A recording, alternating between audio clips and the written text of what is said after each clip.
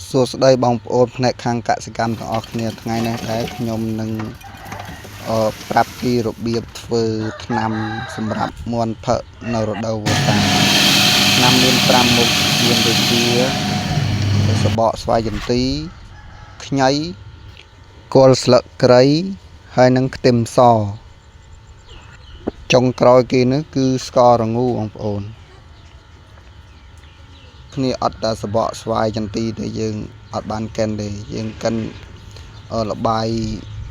4ចូលគ្នាទៅចាំយើងដាក់សបកស្វាយចន្ទីនៅខាងផ្នែកខាងក្រោមនេះសបកស្វាយចន្ទី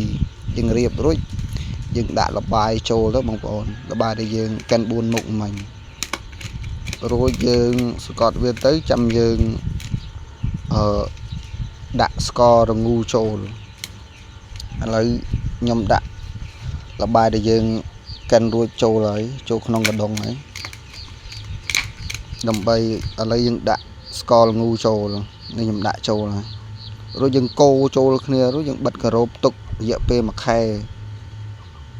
បានយើងអាចយកទៅឲ្យមិនផឹកបាន